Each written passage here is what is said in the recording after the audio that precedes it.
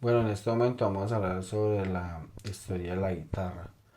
Según la historia nos dice que la guitarra viene mucho más antes de Cristo, ¿cierto? Lo que fue en el siglo XIV y siglo XV, la guitarra llega a Europa, ¿cierto? Pero en sí principalmente a España. Las personas de ese entonces en España eh, con la guitarra acompañaban lo que eran los bailes, las canciones y los diferentes eventos de esa época.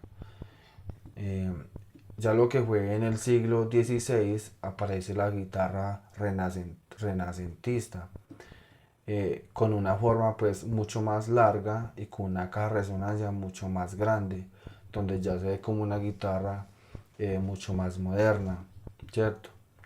Ya lo que es en el siglo XVII aparece una nueva guitarra, la denominan barroca, ¿cierto?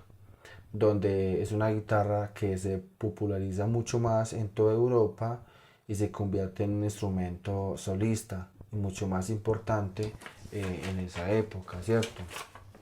Eh, en ese mismo siglo aparece un señor llamado Jacob, donde él le hace una modificación a la guitarra.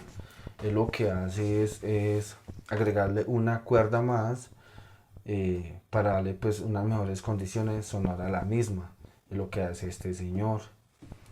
Ya en el siglo XIX, el señor Antonio de Torres revoluciona la construcción de las guitarras. Él lo que hace es introducir un nuevo diseño a la misma, con un cuerpo pues mucho más grande y la incorporación de refuerzos internos a la guitarra, ¿cierto? Lo que hace ese señor Antonio de la Torres. Ya lo que es en el siglo XX pasa a ser uno de los instrumentos mucho más importantes del mundo, lo que es la guitarra, ¿cierto? En ese mismo tiempo aparece también la guitarra eléctrica. Ya lo que es en el año pues 1931, un señor estadounidense, Hilson, este señor lo que hace es que introduce la guitarra eléctrica y la convierte pues como un icono pues de la música y mucho más popular, ¿cierto? Ya en el 1960